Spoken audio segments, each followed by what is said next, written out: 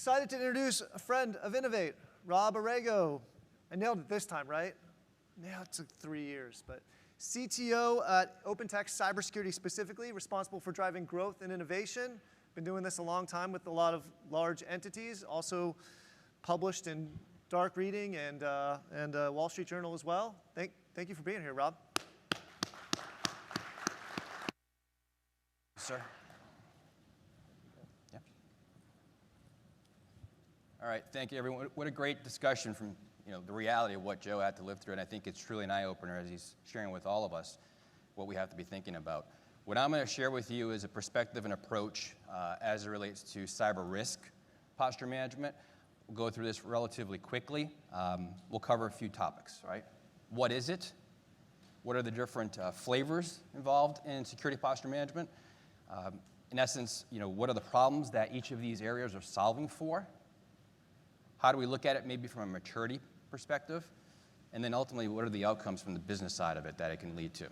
So when you think about cyber risk security posture management, right? Cybersecurity posture management's been around for some time. NIST has its own definition for it as an example. Simplified, though, it's all about how do we actually truly effectively, on a continuous basis, provide visibility into the security defects or vulnerabilities within our environments to understand how to react to them as quickly as possible. But ultimately, where also is there opportunity to ensure that our organization is being as resilient as possible and we're responding as effectively and quickly as possible to minimize impact. That's in essence what it's all about. So there's a nice interconnection point between cyber risk posture management to ultimately helping you from a cyber resiliency perspective, and I'll kind of round that out at the end. So let me ask this question, right? There's so many different flavors of X security posture management, right? The analysts have done a tremendous job of launching something as cloud security posture management, data security posture management. Pick it. It's a security posture management. There's another visual that I took out, but there's a list of 12 out there. I took the most common ones in essence. So just kind of want to go through, get an idea from the audience. From a cloud security posture management, how many folks are doing anything in that space within their organizations today? Yeah, I would expect. Okay. And then when we look at the data security posture management aspect, goes down a little bit, okay. Application security posture management, just a little less it looks like than data. How about identity security posture management? Good, got it. So again, when you think back where the security posture management kind of tagging, if you will, came from, it really was that first one around cloud. And then you start seeing the evolution. And with identity from a security posture management kind of tagging or nomenclature being one of the more latest ones. So as you break kind of each of those down, just a level set. On the cloud side, right, as each of our organizations are evolving to leverage the cloud environments, as you're tying back into the different CSPs you're working with, very likely multiple CSPs. You're tying into different, cloud data warehouse environments that may be through the CSPs, may be through other vendors. So many different avenues of how to, in essence, kind of have visibility into, obviously, what you're looking at in those cloud environments. I think everyone, there's a good majority that had their hand up. So everyone's very familiar, I would assume, with the shared responsibilities model. I think the key is, we look for different things in a posture management aspect for cloud as it relates to, obviously, where there's misconfigurations out there, the access controls, all common things. But going back to the shared responsibility model, you have to obviously think of that from the perspective of whoever the CSP is that you're working with, they're delivering that service capability with some embedded security controls. At the end of the day, it's on you to assess whether they're good enough or there's still some concerns there that you have to level up and further invest in with other things on top of that, right? Because at the end of the day, it doesn't make a difference in that shared responsibility model because you own it and you're accountable. So it's about assessing, obviously, what it is. Is it effective enough for whatever your business is protecting? Ensuring that, obviously, you're doing the best you can as these different environments are spinning up. In some cases, we're not aware of that, and having the best visibility as possible, and then interconnecting elements maybe as it relates to compliance requirements as part of that as well. So then if you delve in, you start thinking about the data side of it, right? Data security posture management. Again, this was tagged from Gartner. Forrester has its own different interpretation. At the end of the day, they're the same thing. from the data side of it, it really comes down to having a very solid understanding of what the data is that's most important to your organization. Right? So there's this whole data lifecycle management aspect that comes into play, something that's been around for many, many years. But it's about how do you actually truly understand what sensitive data is for each of the parts of your organization. You may have different lines of business, right? Different stakeholders. So it's going through that process of going through discussions, and in many cases, consulting and guiding the line of business stakeholders as it relates to what data actually truly is sensitive for what they're ultimately responsible and accountable for in your organization.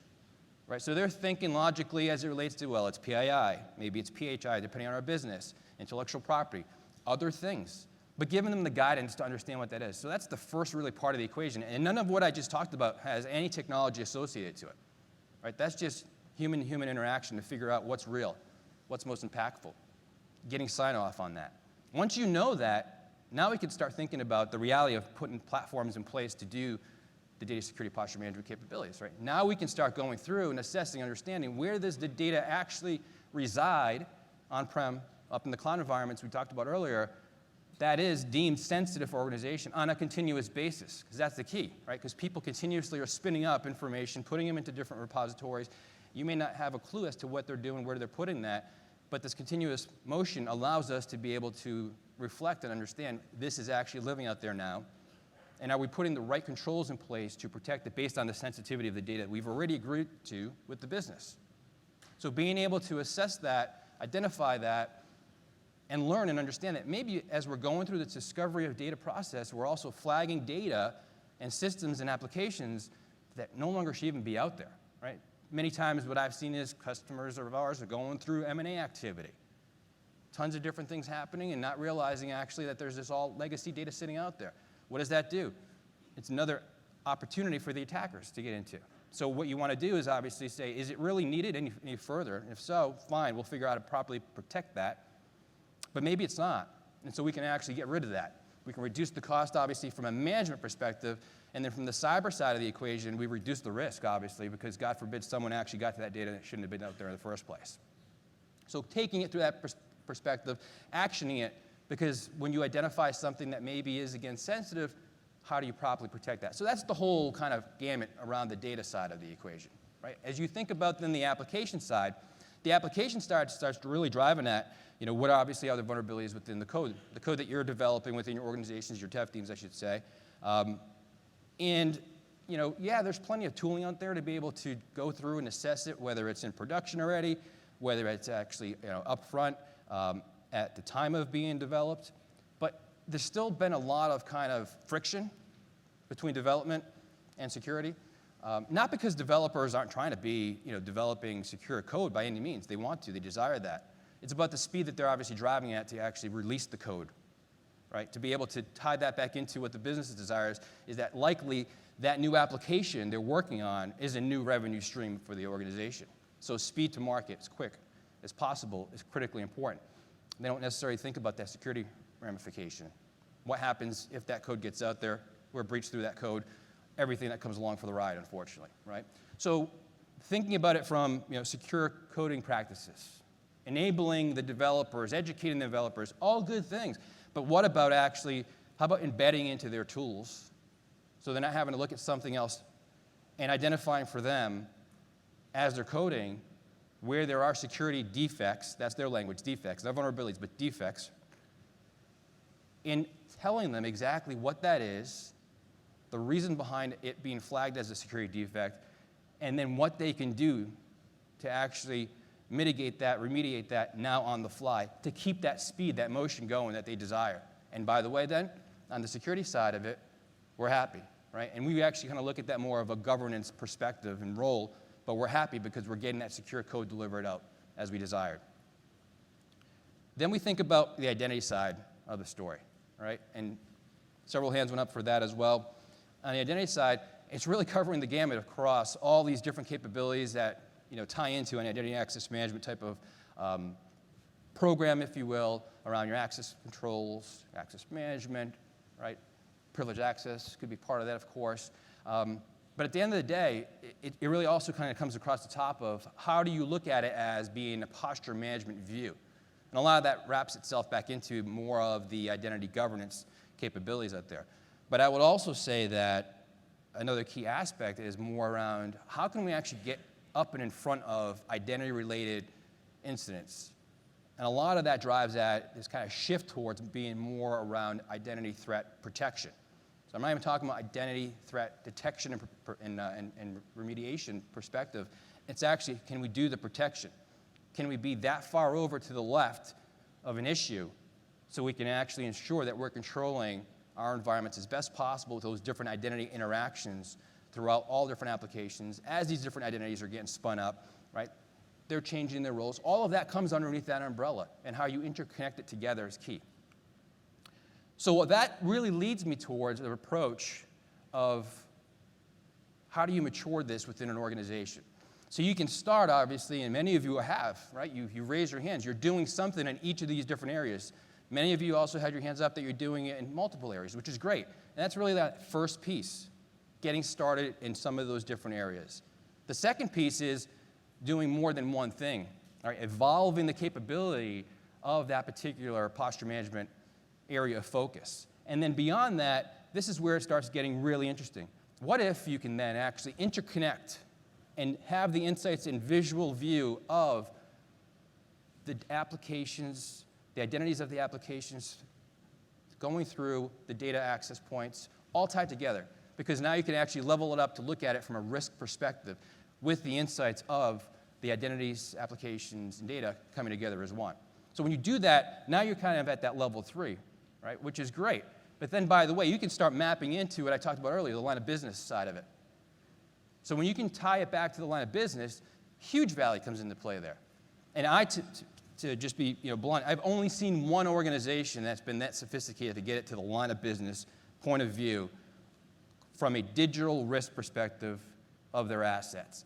That literally to the point they can provide line of business insights to the cyber posture across the board. And do so in a way where the second year they had this program leveled up to that point, they got it to the board level of approval to the 7 line of business stakeholders owning their responsible area of cyber to ensure that they're always above a certain score, which would also impact part of their annual bonus. So they thought about the right way and approached it by digging them in the pocket to make them actually truly do what they're supposed to do.